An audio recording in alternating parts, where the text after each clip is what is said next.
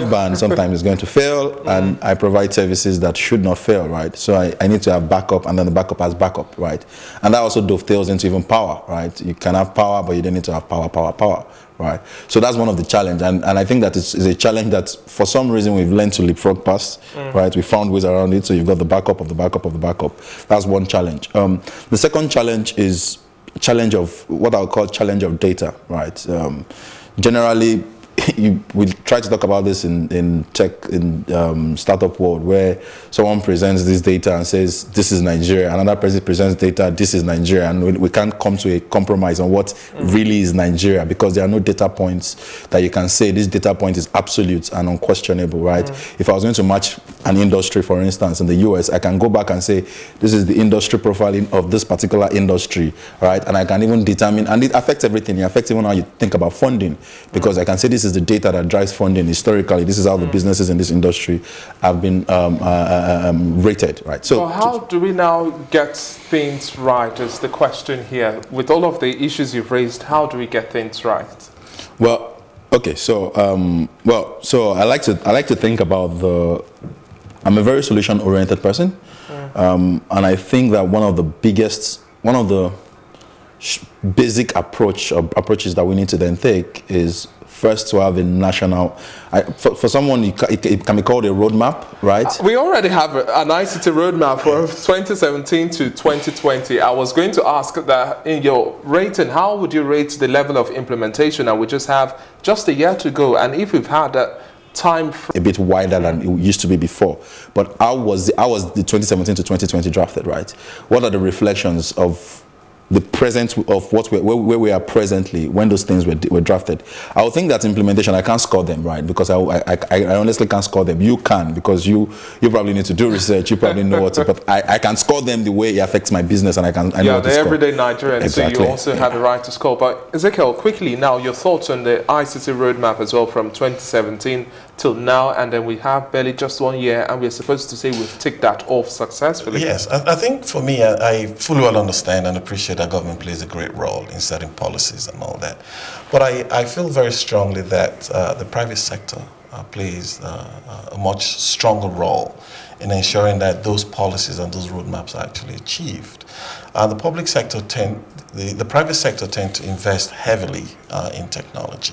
So what we've done in Rackcenter, the company I work for and I represent, we have invested substantially in creating the ecosystem that is available, quality, best, with the various cloud suites that suits the SME community as well. Just hold your thought there, and we'll come back to you again. Let's just go on a quick break. We'll be right back. Stay with us.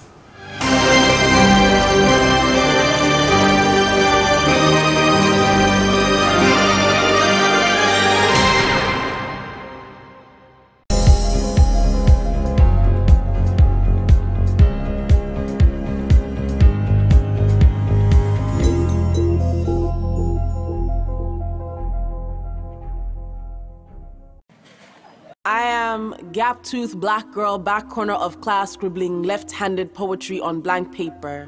Save the school's curriculum for later. I am overflowing tales by moonlight, that informal education. Trickling off the tip of my grandmother's tongue, you will find my mother's tongue here.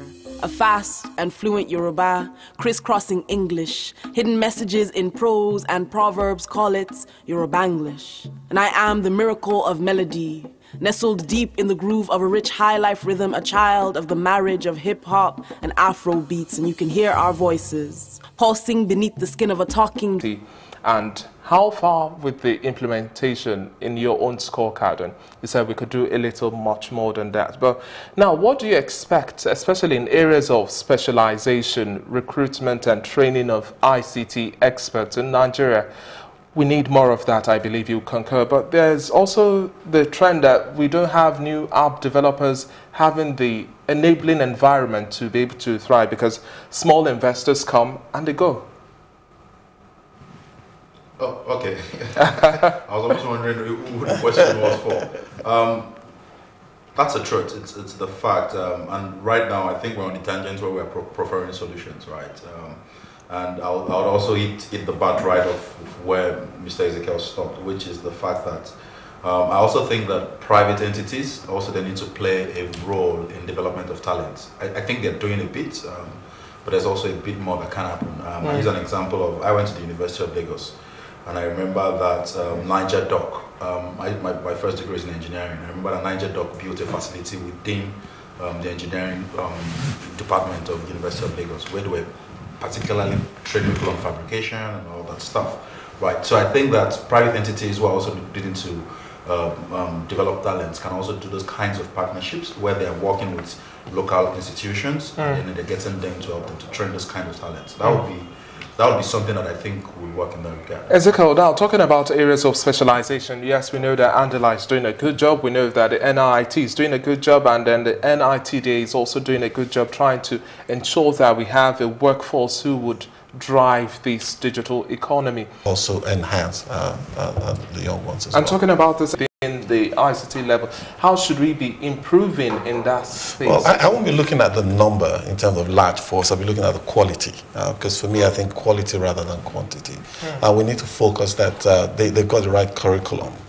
They have the right environment for them to be able to understand and practice and be able to develop those apps that are required. There has to be funding. I think that's one challenge we have internally in Nigeria. Capital investment is always very, very difficult to get. You don't get patient capital. You don't get cheap capital. Without those, you can't actually provide the enabling environment for the young individuals to be able to grow in that skill set. So I think we need to find ways that we can have direct investment from foreigners coming in. We need to create the right environment that would attract them to come in and do those investments for us as well. We've had cases of small businesses, small tech companies, they start up. They die in Nigeria, they die in the US, they die in China, they die everywhere. But how can we minimize it? Right, so to minimize that, I think there are two things. The first is there has to be a system, and I like to think about the system, a system that makes failure failure inexpensive. One of the reasons why startups fail is actually they are the fear of failure, right? That in itself seems like a contradiction. But the reason why startups fail is actually a fear of failure. So you've got this very limited resources that you need to then pursue certain projects. But what keeps you from pursuing a tangent that probably is failing is that you hear startups in the US, they say they burnt $1 million. You can't burn $1 million in Nigeria except your dad is woo. So there has to be a provision that allows, and what does that is really OBS. OBS provide that facilitator that makes failure inexpensive, and that way we start to limit it. So when you are providing OBS that are providing shared services where people are not getting, I mean, I had years of experience working, but you have people who are getting right off school, they're not finding jobs, and they're jumping up to create stuff. Ezekiel Damilare, I would just like to have you.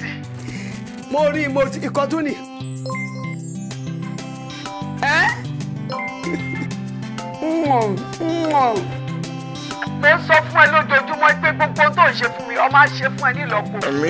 Abiyamọ ayé, abiyamọ ọ̀run, wọ́n súre fún ìbàjẹ́ kéré ó tóbi kò ní kàn ẹ́. Ọmọ òní ní kò gbé tiwa kò ń gẹ̀jẹ̀. Ọmọ òní tiẹ̀ lọ síbi tó ò lérò.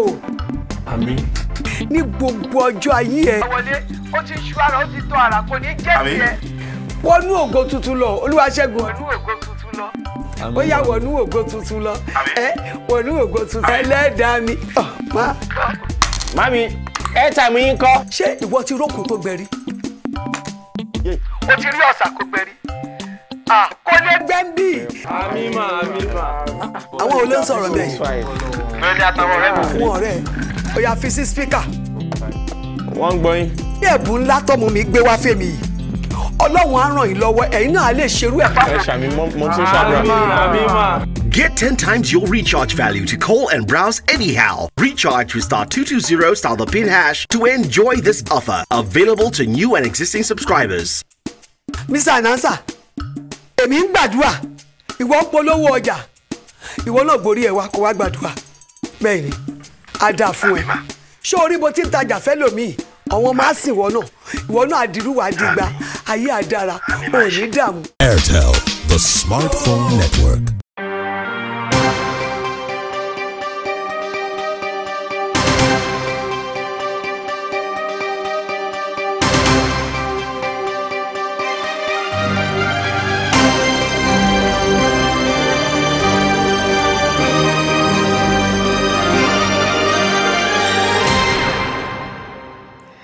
Glad to know you're still with us. This is the Election Studios. ICTs are providing new avenues for job creation that could help tackle global unemployment. For instance, the development of the mobile phone applications industry has created new opportunities for small and medium-sized enterprises, SMEs in Nigeria.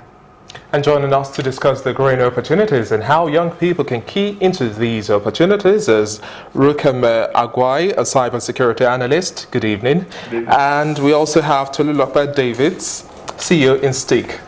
Good evening. Thank you for having me. Very glad to have you here with us. Let's just kick this off with this session by the National Information Technology Development Agency.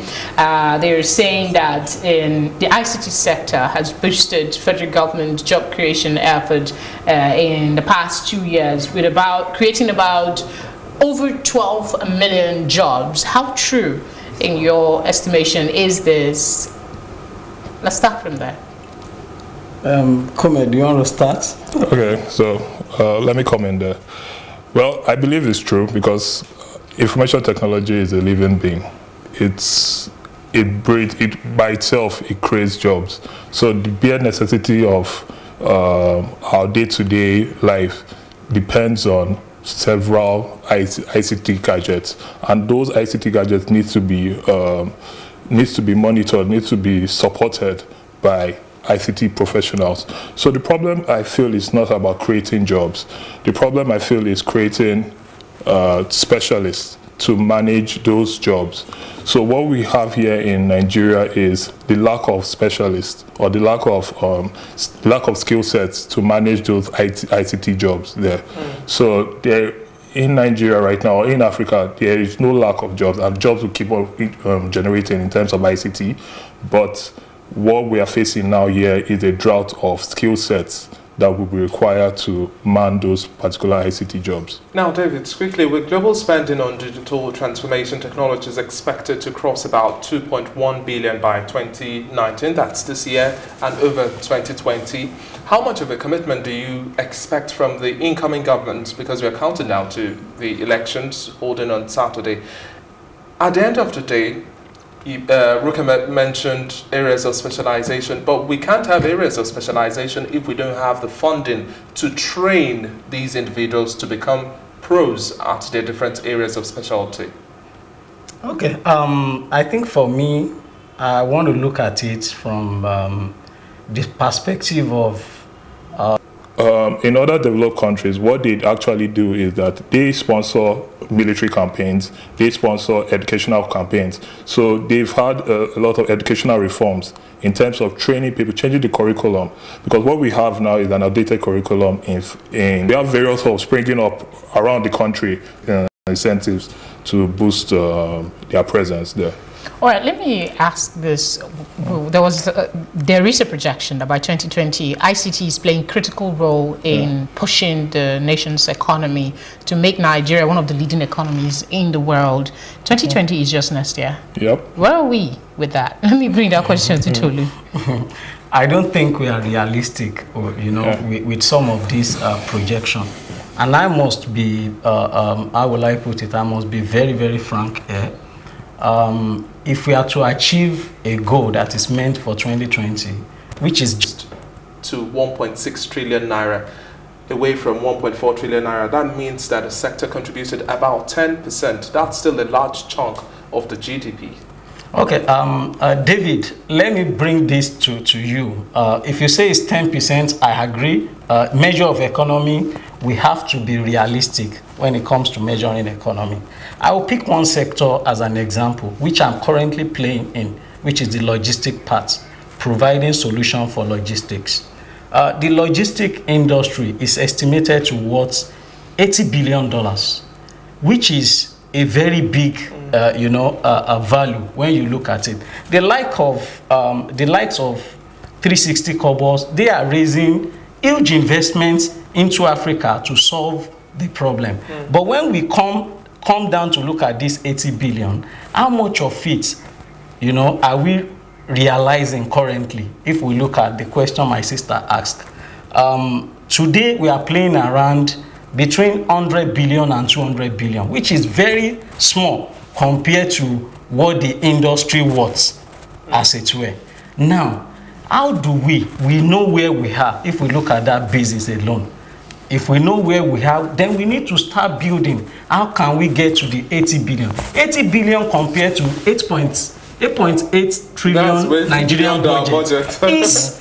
You understand what I'm trying to say? Exactly. So we need to start looking at the future, and looking at that future is not lacking in Nigerian energy or the youth energy or the business owner when it comes to ICT.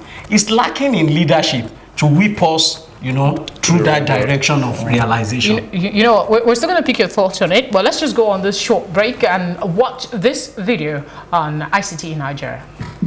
If the young people who are wanting to get involved in the authority, instead of going into political parties or getting into systems, trying to take offices that others have, which is always the fear that those who are sitting there won't want, you can come in there with your experience, with your knowledge of the digital space, to create new offices.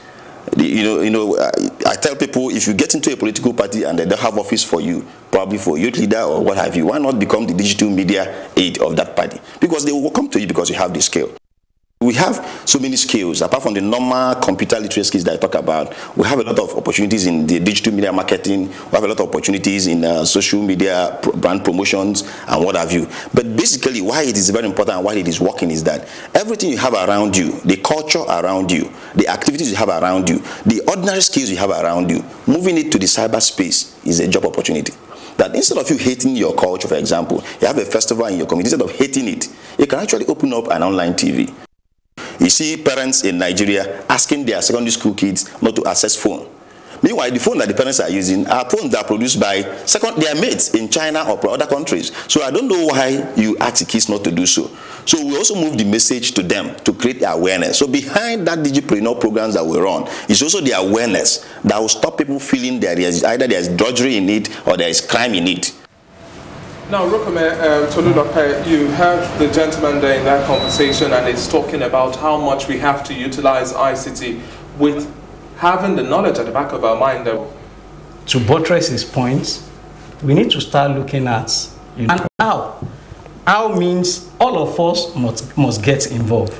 And you know one thing, even older technology can help us in Nigeria. We are at advantage. I will talk about Nigeria first before going into Lagos. Nigeria as a whole, broadband penetration is low. We all know that. The real internet penetration is equally low. But there are other technology that we can adopt. Some of them are even more than 20 years old. If you pick USSD, for example, if you are in Kafansha or you are in Maiduguri, even if you don't have real internet, you can have USSD. Meaning that all of those apps, all of those solutions that we now build now, people can talk to it using a GSM technology from telcos. That's one. When you now come to Lagos, for instance, Lagos isn't a smart city yet. I don't want to join issues with politicians. If you want to evaluate a smart city, one key thing is about e-process. E-process doesn't just about one particular process. It cut across almost every sectors. So if you pick it from, say, policing system, you have to automate it. If you pick it from even what do they call LOMA, you know, refuse and waste management, you have to automate it. Whole lot more. Security in terms of not an army man putting a gun up there, in terms of investigation, in terms of taking feeds of what happened, monitoring and all that. You have to automate it. Judiciary system, you have to automate it.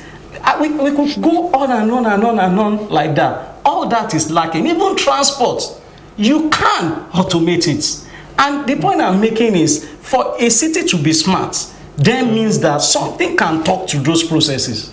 So if you slap me, I don't have to, sorry, my energy is much. I don't have to go report in a police station. That is probably like 30 minutes. We all know the gridlock in Lagos. Just talk to a system, and then the system will respond back. Before you know it, the police are there. So you're basically saying we're not there yet. We are not there yet. And what can we do to get there? Those are what we need to lock ourselves up and then look at the real blueprints that can take us there. Talking about the real blueprints, we're also looking at the ICT Roadmap 2017 to 2020. It's elapsing next year. In our previous conversation as well, this also raised its head. How much have we been able to implement this blueprint in your assessment? Well, like it earlier said, we're still at the infancy level. And the truth is that I don't see us going anywhere, even no matter how much we plan. To buttress what he said, in summary, we need to have, the manual processes are not there. So it's difficult to automate what is not working. So no matter how much we try to do a leapfrog in terms of technology, no matter how we try to do a copycat in terms of technology, what we are trying to improve is not there. So our manual processes are not there. So first of all, we need to take off our manual processes, then we need to take off how we think. So by the time we change our mindset, then we can start using the technology to improve our way of living. Technology is there to improve the way we are living. Technology is there to fast track the way we are living and make things easier, to automate it and all. But the way we are living is not acceptable. So that's why no matter how much we try to even pump money into technology, try to do things, it will not work. So in terms of how to start, like I earlier mentioned, we need to start with the educational reform, the way we think. And all. By the time people start thinking differently, how to improve their processes, then try to look for how to get the technology to improve the processes. But they won't be able to do that technology if they don't even have the skill. All right, let me come in and let me play devil's advocate here. On the flip side of all of this, we've talked about the challenges, we've talked about where we're going, how we're going to get there, and all the plus sides of ICT. But we do know that there is a flip side to all of this. Creating jobs. There are some jobs that are questionable. Some people use the ICT for, transactions that you go online. I actually booked a hotel once online for a hotel in Jos. So only for me to get there, there was no booking, and I didn't do it alone. So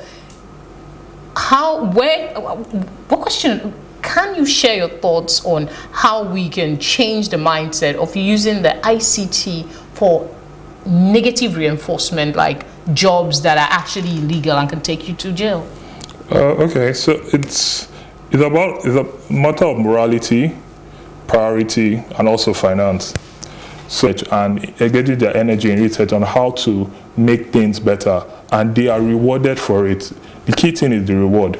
Where they see the reward for it, they will move towards it and all. So maybe where we have the problem here is that there's no reward attached to being good, or there's no reward attached to being moral and all. And I feel that by the time we gradually try to change that mindset, that okay, we start rewarding professionals the right way, you see things moving towards the right direction. Tolu Lopez, so what about the area of having customer experience experts as well? Because online shopping keeps on taking more and more simple yet complex routes, and we always have to find new ways of enticing our customers. And then we would also like you to have your thought on remote controlled vehicles or operations, just like the emergence of drones as well. What areas do you think would help make these thrive much more, and we can earn as much as possible, creating jobs as well? Okay, I'll first of all talk about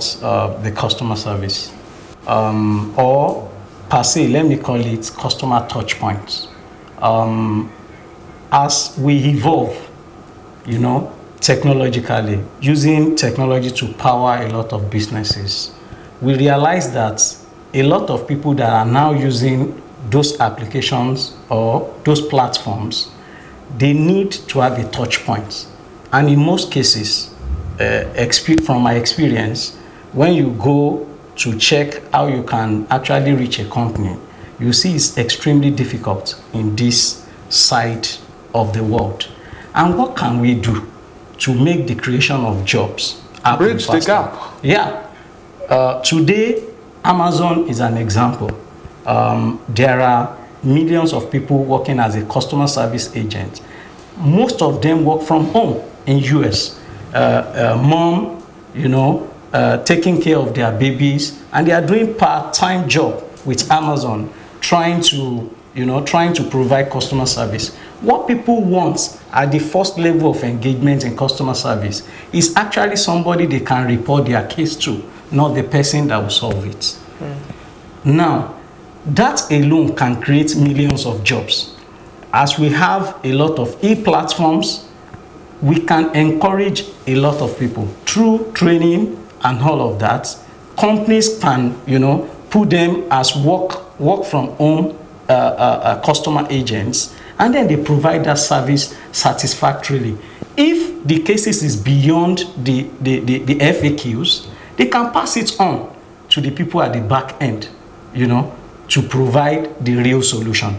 If we also go to the next question, which is about drones and all of that. Unmanned vehicles, yeah. First of all, I want to make a comment on our laws. Most of the laws that that guides technology generally in Nigeria are obsolete, and we must be frank with ourselves.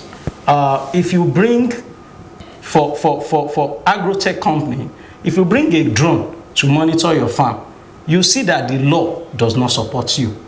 There are a whole lot. If you just like we are doing now, the live TV, you will see, if you go to the law that actually, established TV station, you will see it may not support some of those new things that we are creating. First of all, we need to revamp our law. And I'm going to speak to that from the one that I know. Take NOTAP as an example. NOTAP is a National Office for... Okay, take NOTAP for example. NOTAP is to actually encourage that you don't acquire technology equipment or software without a benefit to the indigents or the citizens of the country. But are we really following those laws? Maybe the answer is no.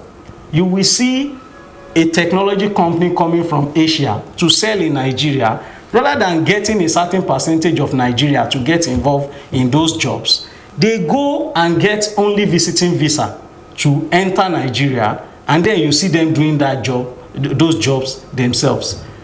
I think I will hold my thoughts.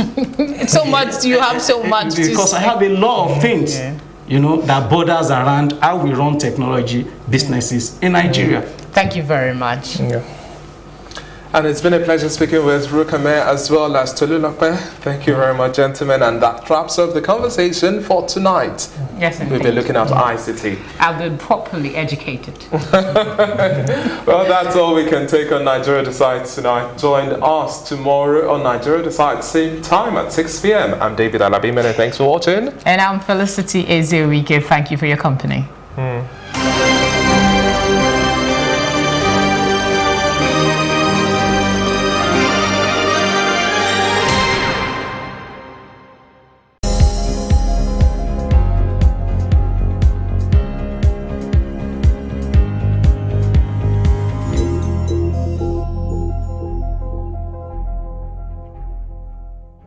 Tonight on Nigeria Decides. You're watching Plus TV Africa, and this is Nigeria Decides.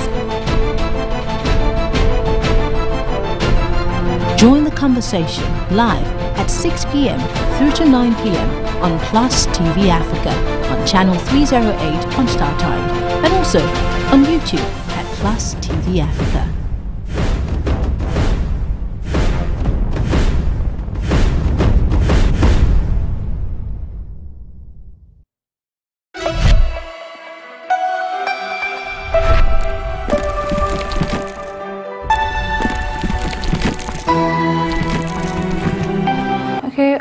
Coming into this industry, I just felt the only way out where you can get everything easy is just when you are original. So I decided to go real with myself and my fans. I wanted people to know me for who I really am, and I feel there's so much power in my name because that's my name. I'm proud of my name. What does it mean for those Sukomi? That's wealth comes to me or comes near me. That's Ola Sukomi, but the shorten is Sukomi. So has it come to you? Yeah, sure. Okay. I'll reach at you. Will you call yourself a millionaire? Well, will you call yourself a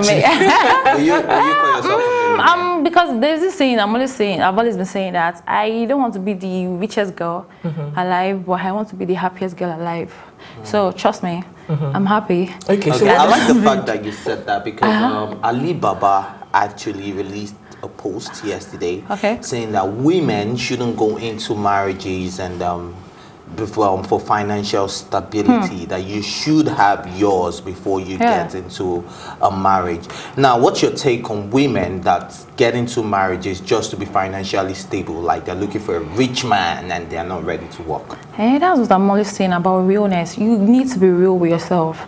Like, you need to speak the truth to yourself. Like, am I really going in for the love or for the money? Because trust me, if you're going in for the money, trust me, you'll be kicked out just the way you came in. And you'll be disrespected. And you'll be disrespected. You understand?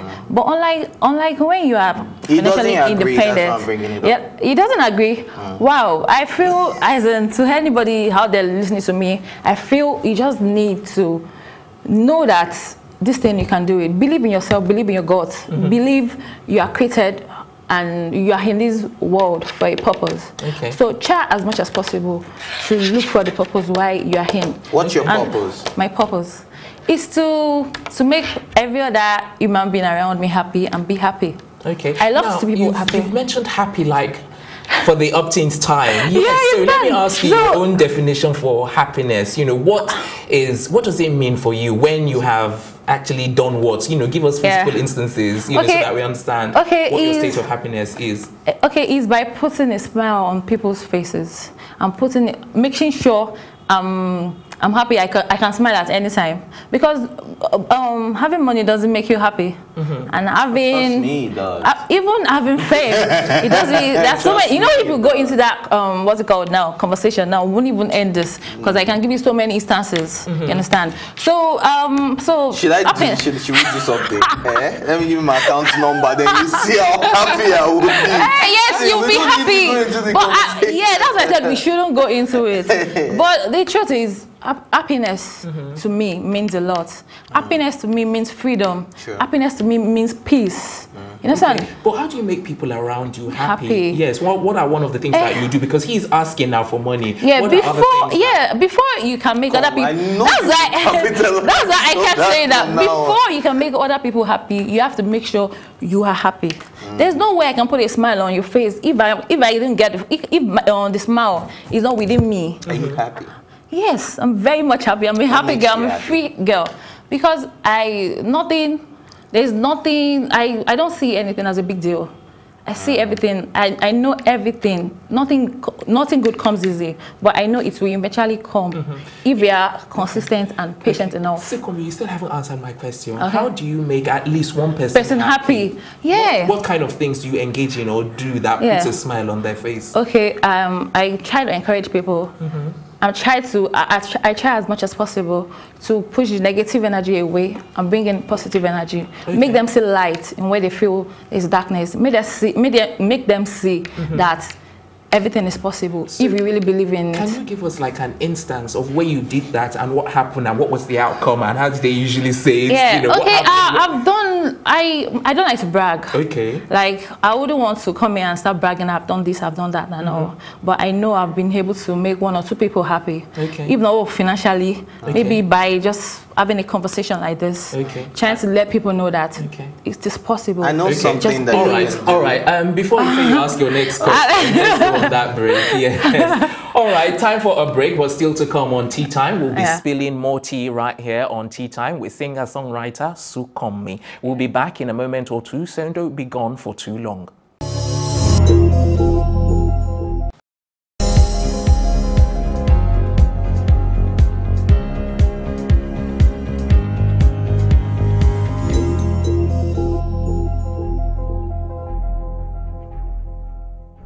You want to know the coolest place in town? It's right here on your phone. Welcome to the Glow Cafe. Come on in. It's buzzing in the Zanga. In here, anything is possible. Check out the menu, and here are some of the hot items. Over here, you can buy credit, buy data, share data, borrow voice and data, give data. Omowobe, give it to him now, be kind.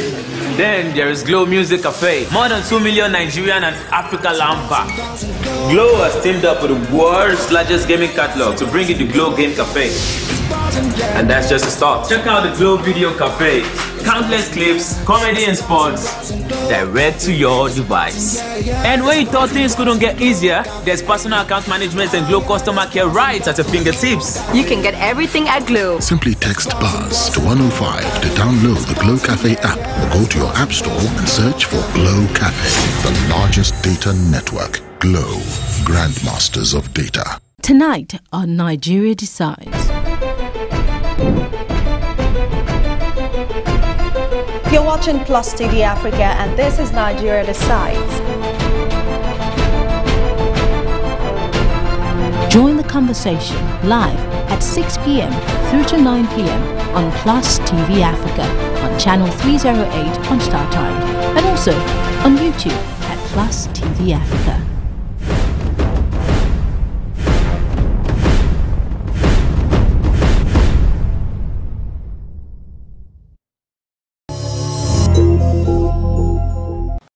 Welcome back. You're watching Tea Time on Plus TV Africa, and we're moving on as we chat to music artist with over 80,000 followers on social media, Sukomi. Okay, so I asked a lot of questions before the break, so you face all go. I was going to tell her that she said she's done a lot to make people smile, so I was going to tell her that there's something I know she could do right now that will make the both of us smile. Yeah. That's freestyling for us. Plus TV Africa, just sing anything. Okay, what do you want me to do? Sing. Freestyle. Yeah. Okay. No, I don't want the written one. We listen to all your songs. I know all your songs word for word. Are you for real? Okay, can you sing one to me? Then I promise you I'm going to freestyle for you. The challenge back to the Come here, I'm going to take you to Paris. Sukami. You try. It's your take now. Should I do another one? Yeah, do another one. For body. For body. Let me say you sing out. Bend down, select. Bend down, select. Bend down, go select. Oh, bend down, go select. Oh, bend down, select. Bend down. Nobody's giving me beat. It has got to forget. What you show me correct? What you show me correct? Oh, what you show me correct? Oh, Plus TVT connect. Look at these guys, they jump in. Correct, oh, bend down, go correct, oh. I'm hugging your neck.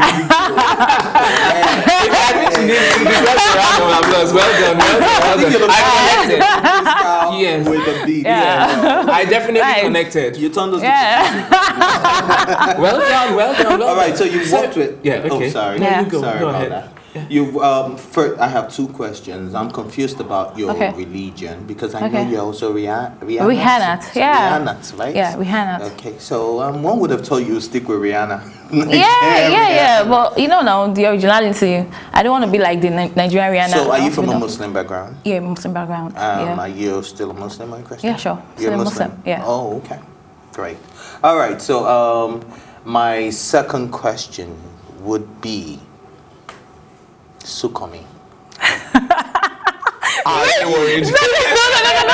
It sounds like who wants to be. It sounds like who wants to be a millionaire. Okay, I'm ready. Is Sukomi in a relationship? Sure. You can't say a pretty girl like me, and I'll say I'm single. Oh Lord. Okay. So is the person in the industry? Because that's where the question. No. I don't do that. Can you date anyone in the industry? Why not? That's not my thing. What's the problem? I just feel I won't be free, and I wouldn't like to see my man being disrespected in the same industry I am in. Are you saying all the men in the industry are being disrespected right now? No, one way or the other.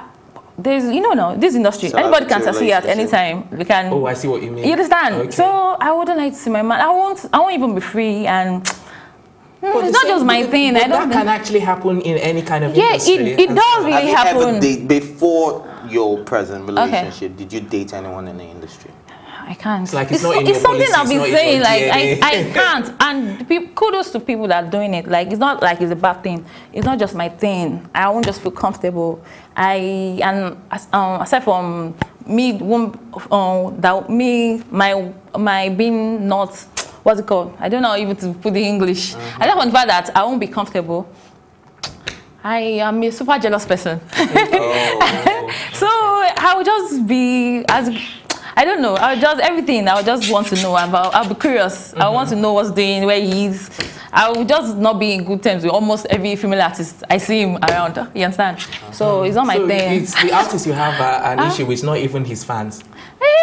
Artist, that's what I said. I'll be curious about everything. Okay. His whereabouts, everything. So that's why I said kudos to people that are doing it. So how do you deal with that? Because some men can't actually deal with overly jealous women. Women? No, I'm not saying. I'm not. I to explain to you.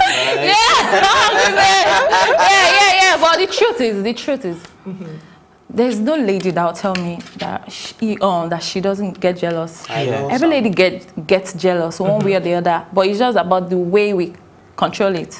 Like, it's not as if I don't control my jealousness and everything. But trust me, when it comes to relationship, when it comes to your man, you can do and undo.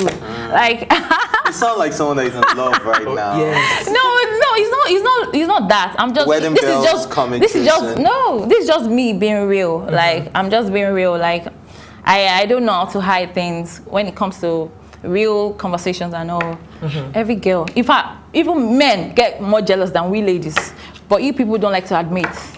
Yes or no? You guys kill for your women. True. I'm not let's just be real. Yes, and guys get more jealous than ladies. Okay, let's digress now to your music. I watched a lot of your videos, I listened to some of your songs, and one of the ones that stood out for me was one you did, I think this was way back in 2015, and it's Singale. Singale, Singale. It's not just the song, I think I like the whole concept, and the costumes you wore, and the different dances that you had as well. So I wanted to find out who was the brains behind, all of that costume and dancing, and was it the director, the producer, or yourself? Okay, kudos to Jeffrey Holmes. Okay. Like, in fact, it got me in another form. Like, I don't even know that I could dance that much. But he told me, so come, you have to be able to sell yourself. Like, I don't know how you want to do it, but trust me, this is your song. It's the song that he was really in love with the song. So I think I would say the song, and shout out to Young John, the beat, and because it was the beat that even made me sing like that on that song. That's the Afro house kind of thing. So the beat was the song was the what's it called, that influenced that kind of choreograph and even influenced the director. When you have a good song, director want to go all out to make the video be. But where was it shot though? Here in Nigeria or here in Nigeria? I was even in a studio. People will feel like maybe it's one bush or something. Yes, it was shot in the way. Yeah, so I wanted to clarify. Singale, I'll say that was my breakthrough single. Because I met different people in the industry. True. In fact, that was even how I met Olamide. That was how For Body came about. We were supposed to do the remix of Singale. But I was like, wow, Olamide, no, it's too big. We need to do a fresh jam. Blah, blah, blah. Alright, so you're signed to hit the ground running, yeah? Sorry, before you ask your next question, we're due for a break. Yes. Okay, So time for another break. When we return, we'll carry on from where we left off in our dialogue with entertainer extraordinaire Sukomi. We'll be right back.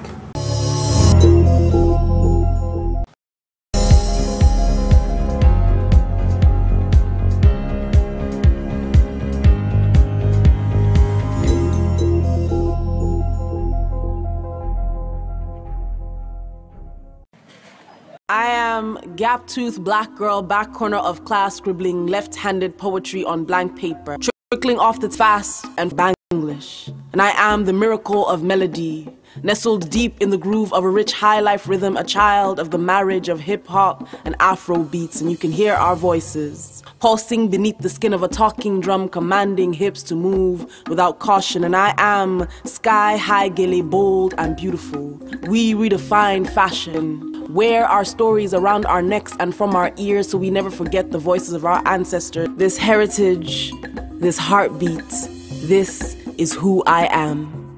Heritage Bank, your timeless wealth partner. Tonight on Nigeria Decides.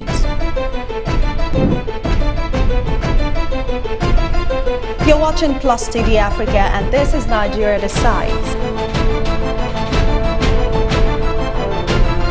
Join the conversation live at 6 p.m.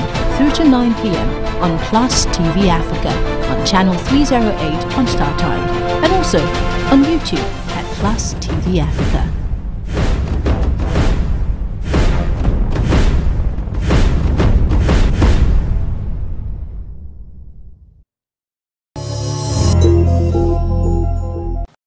Welcome back. If you're just joining us, you're watching Tea Time right here on Plus TV Africa. And our guest for this afternoon is the remarkable music artist Sukanmi.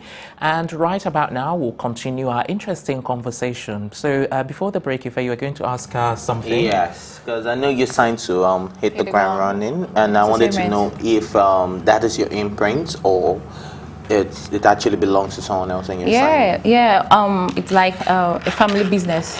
Oh, like okay. I'm part of the whole. I'm one of the people, one of the brains behind it. Yeah, and it's not mine. It's not but yours. It's more like a family business great. thing. So what's your contract like? Because I know you've been with them for a while. And most artists do not really last long in their record label. Yeah, that's why I said it's not like it's a it's something. It's a bit it's a label that I'll sign to. You have like a family business thing, kind of thing. So it's when not you like say family, do you mean your biological family? Yeah, my biological family. Oh, so they're in support of your music? Yeah, sure. You got support from the onset? Yeah, so it's not like I'm signing for 5 years or something. It's something like for a permanent label. Okay. That we sign would you say you're their biggest export for now? Okay. So if you have a deal with Universal Records America and they want to sign you, would you dump your family and join Universal? Because they'll pay you more, obviously. And not forgetting in mind that your family make you happy. Yeah, exactly. If we're supposed to be in my position, what would you have done? Universal, straight up. Without thinking twice. It's all about the money. Yeah. Universal, mom, daddy, mommy, brother, that's why we work, and that's why we even brought about the whole idea of having a record label and all, because it's all about promotion, progress, and all. So when they come, that's the progress. So for me, for the label, for everybody, I'm going to have a deal. But I wouldn't dump my label, but we'll have a deal. Like it could be Sukanmi / Idegram / Universal. What if they don't want that? They want you to drop that. Yes, drop all ties. Drop all ties, we hit the ground running, and then we just want to sign you to Universal. Why not if the pay is good? If the pay is good, right? Yeah, sure. Smart girl. Oh, you all like money, don't you? Yeah. All right, so what inspires your music? Happenings around me. People's stories. Let's just say happenings around me. Real stories. Some things that, let's say my story, my personal story sometimes. Oh Lord, you just brought out the question. Your next question by yourself. Yeah, it could be my story, it could be people's story, it could be happenings around me. Anything inspires you to write. All right. When you're a songwriter, you can write. It could be love, it could be heartbreak, it could be a struggle, different kind of thing. Yeah, Plus TV, we like to say our story with our own narratives. So we would like you to tell us, what's your story? What's Sukanmi's story? Wow. Yes, you brought out your question by yourself. I said it could be. Okay, so what's Sukanmi's story? Okay, let's say for every song I write, it has different story. What Ife wants to know is name one song. It's a French word, guys. For a minute, and one way or the other, I've not been getting the kind of recognition that I really want, and I feel if media and every other person can support more, I'll get to where I want to be. So it was like me directing into media to my fans and everybody that I make people vibrate, gone, gone, gone. Hold me to gone, gone, gone. I make people vibrate, gone, gone, so. Hold me to gone, gone. Never finish, never finish. I go give them the bedu, make them feel it. Hey, never finish, never finish. I go give them the bedu, make them feel it to you. So it never finished. So bedu is still in the kitchen cooking. We keep cooking and all. So let me just say that's just my story. Like, I've been in this game for a minute now. You could tell I've gotten a lot of awards. I know. Thanks to God, I appreciate where I am. Remember when I said I love to be happy, that I'm happy and all. It's not like I'm not happy, but you just need to be hungry for more. Understand? So that's just my story. I just want to be be at my best, so I'll be able to help people around me. You know, when I have enough dough, I can make you happy, make this one happy, make everybody happy. So what's that life-changing collaboration for you? That's 4Body, definitely 4Body. No, I mean like if you have to. If I have to do a collaboration with anyone in the industry right now, you know. Internationally. Internationally, locally, okay, let's do both, internationally and locally. So if you have to work with anybody and you know that once I do this song with this person, my life is going to change forever, who would it be in Nigeria? But you never can tell. Maybe because you're talking from being a TV person, but from... I know my story. From an artist angle, trust me, there's so many records that will be like, once this thing come out, it's going to be life-changing. There's so many collaborations. So there's one thing, that's me, I don't like to count my eggs before they're laid. Okay, let's put it this way. What if that artist is also willing to push the song as hard as you would push it? Okay, that would be obviously Wizkid. Obviously. Hey, okay, yeah, international. It's big. Internationally, that would be a Beyonce. Like, I still dream about it and I pray to God for that day to come. Okay. All right. So I want to know, you know, because you talked about your struggle, you know, but she went to command. That's a struggle. That was the maddest struggle ever. And then you also say that you know, you don't get much support, you know, from the industry, you know. So I want to understand, you know, from an artist's perspective, how you think your colleagues or people in the industry can help you. Because at the end of the day... Sorry, can I cut you short? Apart from my colleague, she also said she doesn't get enough support from the media. And we're affected, So so sorry, but I just had to come out real. Like, it's not like it's you people's fault. But trust me, there are bigger artists there. Those ones, to me, I believe, and to you guys, I believe they are more content than for people of rising stars. You understand? So I believe that when it's my time, I'll shine. You understand? But one way or the other, as a singer, as a songwriter, when you write, one way or the other, you wouldn't even know when you're infusing your struggle. You understand? So it wasn't as if that was to come at anybody. It was just a struggle. So because we haven't got much time, so I really want to get, you know, to at least one part of the answer. If we can't get all, you know, how can they in any way help you? At least, if not the industry, at least how can you be helped in the industry? Like, shout out to you guys. I'm here now. Do more of this. Media houses. No, I meant like the colleagues. My colleagues. Yes. Yeah. So I just be okay. That one in general is a general issue that everybody's going through. Like, we just need to love ourselves more love. I feel I want to be loved more by my colleagues, and I want to love them more. I need them to allow me to love them more. I believe in the saying that live and let's live. Like, I want my colleague to leave, and I want to leave. All right, brilliant. So it's a lovely statement, a lovely way to also end the show right here. We're going to wrap up right here as well. So we're back later on with the latest and hottest entertainment stories, or who knows, we may actually have another guest. Until then, I have to thank my colleague.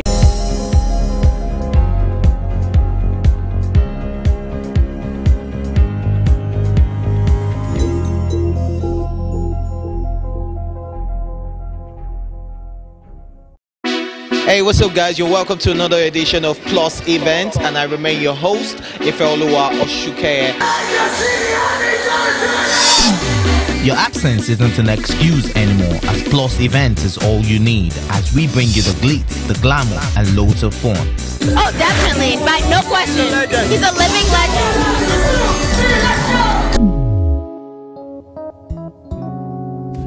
Oh, God forbid, Holy Ghost fire, no. I just want to be blown away. I want to be wild. This is 11 years of doing it.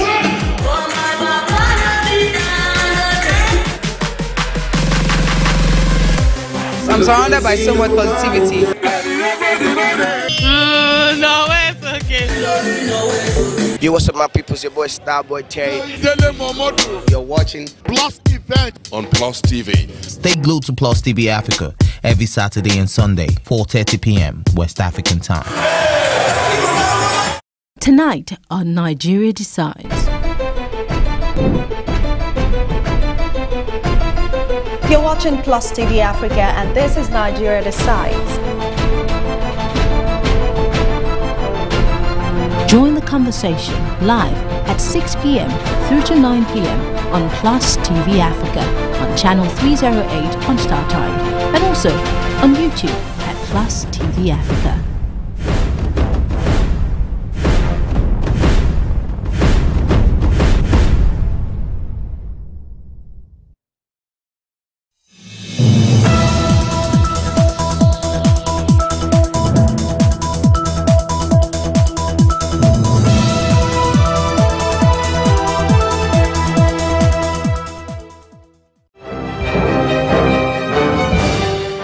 Hello and many thanks for joining us on News on the Hour on Plus TV Africa. My name is Felicity Ezewike.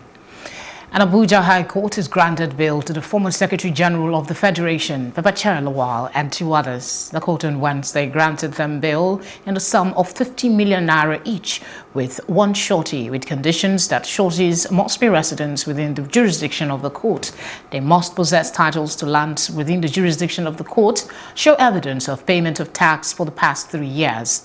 The court further noted that each of the defendants is to deposit their international passport with the court, pending the fulfillment of the bail conditions, and are to remain in the custody of the Economic and Financial Crimes Commission, EFCC. Babachir is being accused of diverting funds meant for the clearing of invasive plants in the troubled Northeast. Next trial has been fixed for March 18, 2019. 14 persons on Tuesday lost their lives and 8 were injured at the Amasiamaka Stadium in Port Harcourt, Rivers State, venue of the APC presidential campaign rally. The persons died in a stampede around the gate of the stadium as the crowd attempted to leave the venue of the campaign, and 8 other persons were critically injured as they were marched on as people rushed to go home after listening to President Muhammadu Buhari, who was the last speaker at the APC event. The incident happened around 4 p.m. and those who were seen lying lifeless on the ground include 3 middle-aged women and a man. The State Police Public Relations Officer Nnamdi Omoni confirmed the incident, adding that 4 persons were receiving treatment at a hospital. Meanwhile, the Public Relations Officer, University of Port Harcourt Teaching Hospital, Kem Daniel Elebiga, confirmed that 14 dead bodies were brought in on Tuesday. President Muhammadu Buhari has mourned some members of the All Progressive Congress APC who died in Rivers State on Tuesday in a stampede at the presidential campaign rally held in Port Harcourt, the state capital. Hours after the incident, President Buhari condoled with the families and friends of the victims in a statement by his senior special assistant on media and publicity, Garba Shehu, who also wished a speedy recovery to all those injured. The president described the death as needless loss of lives and an anticlimax to a highly successful acting in the oil city. President Buhari also assured the government and the people of the state, especially the affected families, of the support and prayers of the federal government during this difficult time. Still on the APC rally in Ogun State, this time southwestern Nigeria, an All Progressive Congress national leader, Senator Bola Tinubu, says the recent attack on the APC rally in Ogun State was disrespectful to the office of the Nigerian president. In a statement by his special advisor on media, Tunde Roman, on Tuesday in Lagos, he said the attack could have potentially harmed the person of the president, adding that the true incident that should be reported and condemned is that people who oppose the party and the president tried to infiltrate and disrupt the rally. The national leader, also reacting to insinuations that he was leaving the APC, said, "It is unthinkable that I will leave the party. Moreover, there is no reason for me to do so. I understand the bigger picture. I know what is at stake in this election." The federal government has alleged that the People's Democratic Party, the PDP, are plotting to orchestrate a crisis and trigger a sense of panic here and there. We're therefore calling on all Nigerians and the international community to disregard any attempt to scuttle or discredit the polls. We urge observers to keep an open mind. There is no cause for alarm except in the rapt imagination of the PDP, which has entered the panic mode and is already ruining the loss of another general election even before it has been held. The People's Democratic Party has asked the International Criminal Court, ICC, to immediately list the Director General of the Buhari Campaign Organization and Minister of Transport, Rotimi Amechi, for inciting violence with war songs at the All Progressive Congress presidential rally in Port Harcourt, Rivers State.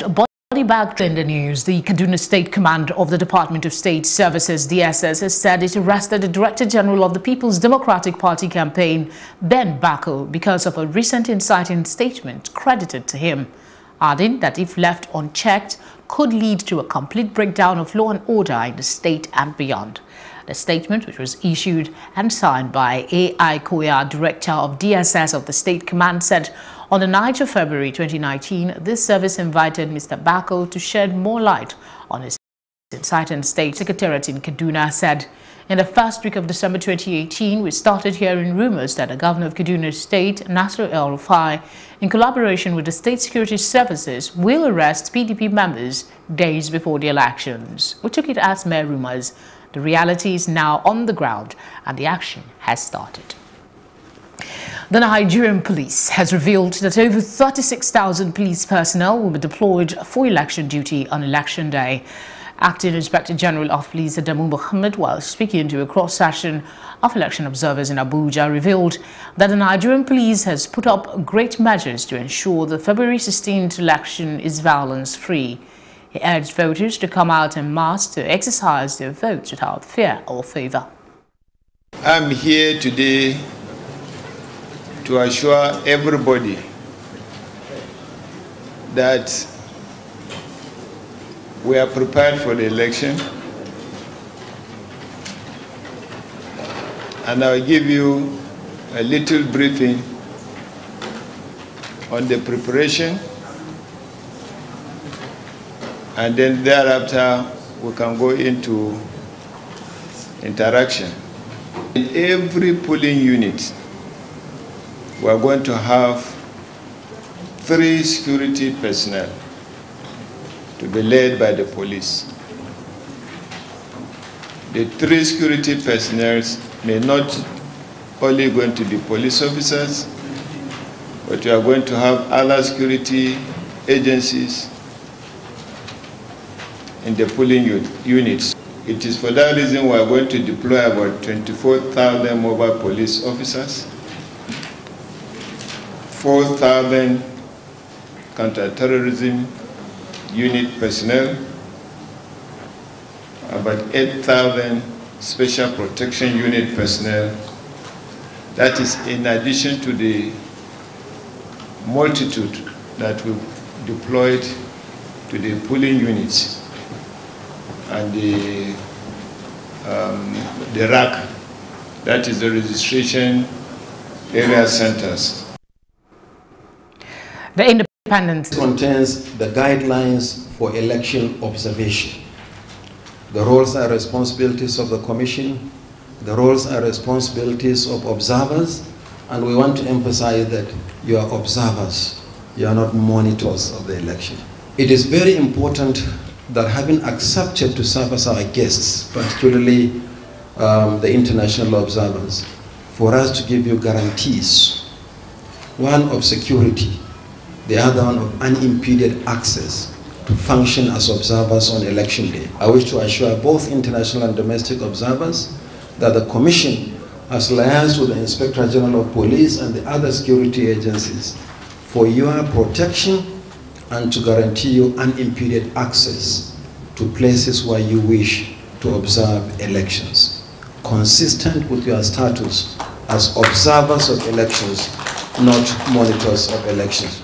We are determined as Nigerians that this election goes really well.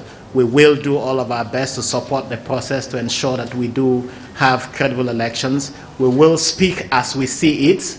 We will speak the truth, and we will say to Nigerians that this has gone well or not gone well. But certainly we will keep an eye in terms of all of the stakeholders who are participating in the process. From the part of civil society, we will do what we are required to do, which is what the chairman has said, observe the elections. We will report to INEC and indeed the other stakeholders, including the Inspector General of Police and all of the stakeholders in the elections. We're asking the police, the security services, to also work with us to allow observer groups to go around the country as freely as possible. That's the best practice of democracy. Observation of elections is the best form of advertisement for good governance. We're hoping that this election will be a good advertisement for Nigeria, and all of the stakeholders who have a role to play in this regard should know that if this goes wrong as a result of their fault, then they will have done a very bad advertisement for Nigeria. Nobody comes to your country to invest when you cannot conduct free, fair, and credible elections, and all stakeholders have a responsibility to ensure that this election goes really well. State institutions need to. Campaigners utilized the campaign season ahead of the election on February 16 to highlight the need for improved access to clean water and sanitation in Nigeria. Plus TV Africa's Ife Aronu tells us more. SDG Goal 6, Clean Water and Sanitation, aims to ensure universal access to safe and affordable drinking water for all by 2030. Vote for Wash campaign advocates are championing the cause for improved access to safe and affordable drinking water in Nigeria. We are worried that 60,000 Nigerian children under 5 die annually because of water-related diseases. Vote for Wash is a campaign of Water Aid Nigeria and the Connected Development that seeks to drive conservation around the electionary window.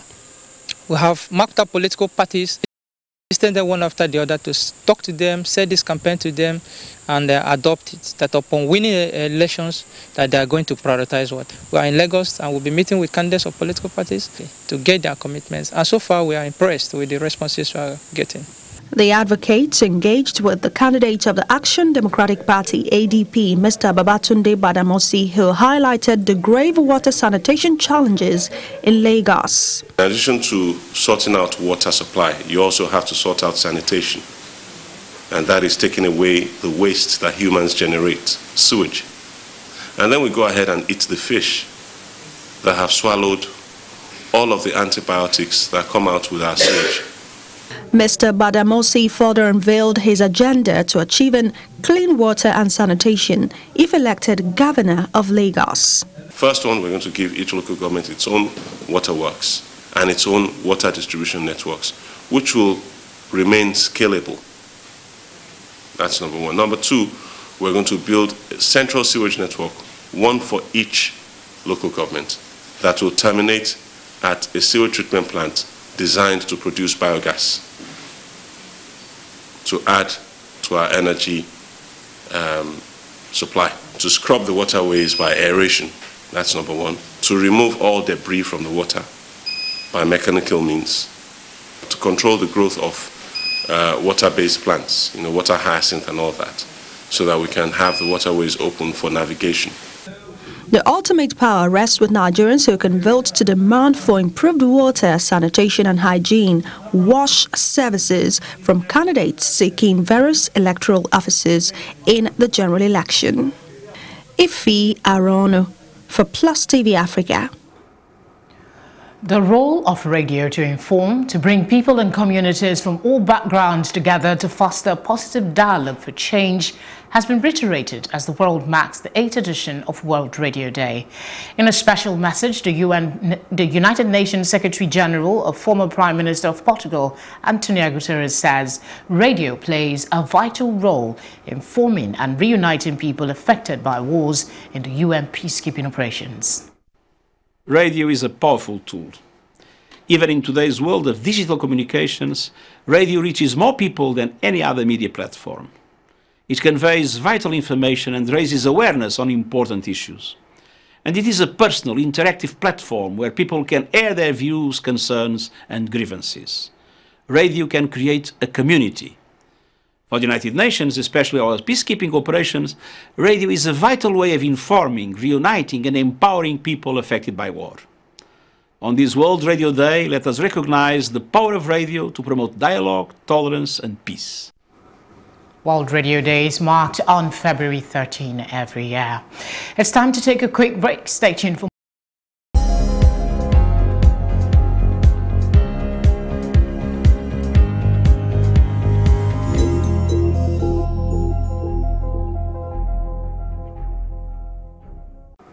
You're watching News on the Hour on Plus TV Africa. The 32nd African Union AU Heads of State and Government Summit concluded Monday evening in Ethiopia's capital, Addis Ababa, with discussions centered on solutions to refugees and internally displaced persons, IDPs, in the continent. Chairperson of the AU Commission, Musa Faki Mohammed, in a speech delivered at the closing ceremony, said that refugees and IDPs have become urgent issues that need to be addressed by the governments of African countries. Egyptian President Abdel Fattah al-Sisi, who took over the rotating AU chairmanship from the Congress of the South African Trade Union, COSATU, has called for a national day of action on February 13, in which both unionized and non-unionized workers are expected to embark on a massive protest across the country. The demonstration seeks to confront such socio-economic challenges as growing unemployment rate, increasing levels of job losses, outsourcing and privatization of public and private services, and state capture by corrupt officers. The National Union of Mine Workers, NUM, called on all its members in the mining, energy and construction sectors to participate in the COSATU marches to avert continuing job losses in South Africa, a country in which 40,000 workers in the mining sector have lost their jobs through retrenchments.